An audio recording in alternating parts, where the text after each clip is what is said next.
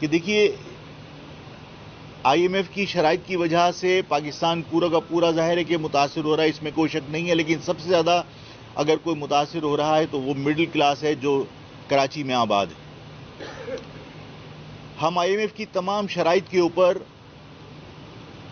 ہر وہ کام کرنے کے لیے تیار ہو جاتے ہیں جس سے ایک عام آدمی متاثر ہوتا ہے۔ ہم IMF کی تمام شرائط نہیں مانتے۔ میرا خیال یہ ہے کہ IMF کی شرائط کے اوپر جس طرح ہم نے تمام ٹیکسز ڈبل کرنے کی بات کی ہے،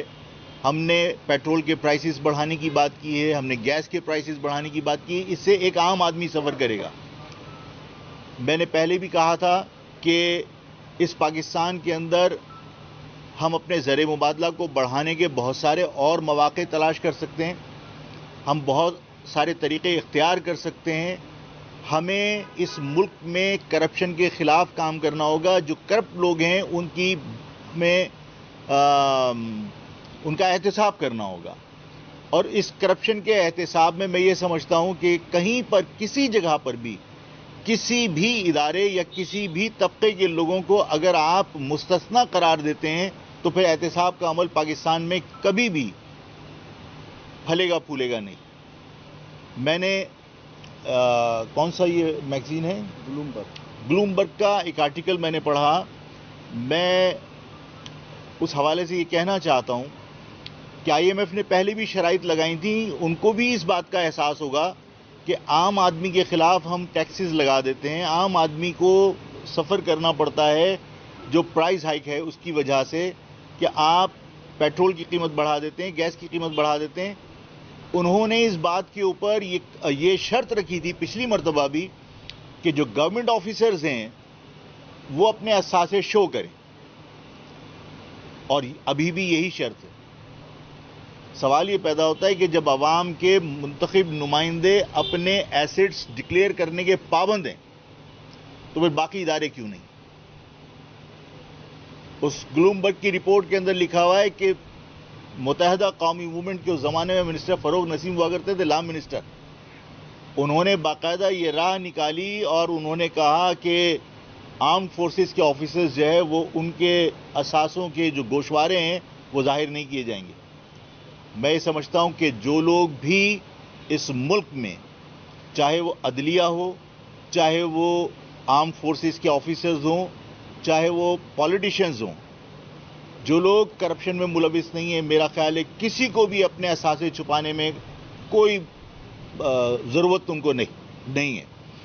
میرا اپنا ماننا یہ ہے کہ عدلیہ اور آرمڈ فورسز کے آفیسرز اگر اپنے گوشوارے شو کریں گے تو اس سے ان کے وقار میں اضافہ ہوگا،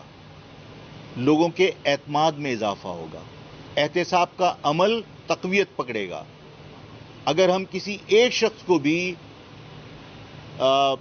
عام شہری سے الگ ان کے لیے کوئی قوانین بناتے ہیں تو ظاہر ہے کہ پھر احتساب کے عمل کو آپ پروان نہیں چڑھا سکتے، اور اس ملک کے اندر اگر ہم احتساب کے عمل کو پروان چڑھا لیں، کرپشن کو ختم کر دیں، تو میرا اپنا ماننا یہ ہے کہ آپ کو اس 1.5 ارب کے لیے IMF کی خوش آمدید نہ کرنی پڑے۔ آج آپ نے رائس کارپوریشن ختم کر دی کرپشن کی وجہ سے، اگر رائس کارپوریشن آپ کی قائم رہتی تو جو چاول یہاں سے اسمگل ہو رہا ہے وہ رائس کارپوریشن کے تھرو اگر ایکسپورٹ ہوتا تو ڈالر بے پناہ آپ کے ہاں آتا۔ آپ نے کاٹن کارپوریشن جو ہے وہ ختم کر دی، اگر وہ آپ کے پاس ہوتی، اور اگر آپ کاٹن کراپ آپ جو پیدا کر رہے ہیں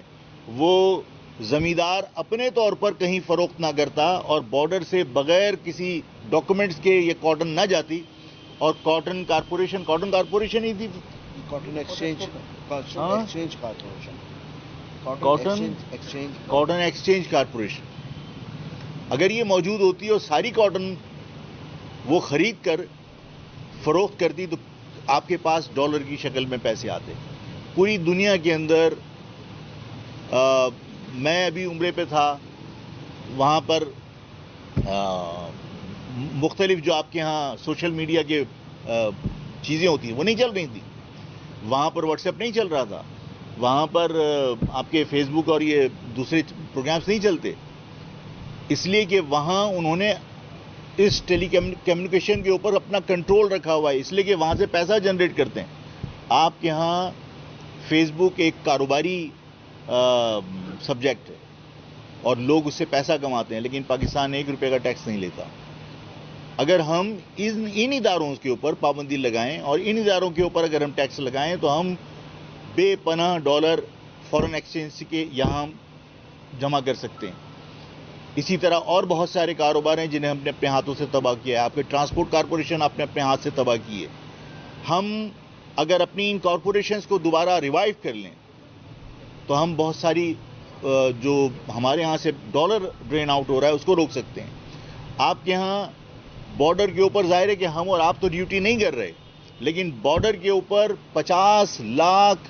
ڈالر یومیہ، یہ بھی بلومبرگ کی رپورٹ ہے اور ظاہر ہے کہ ایک ویل ریپیوٹیڈ میگزین ہے کہ 50 لاکھ ڈالر یومیہ افغانستان ٹرانسفر ہوتا ہے یہاں سے۔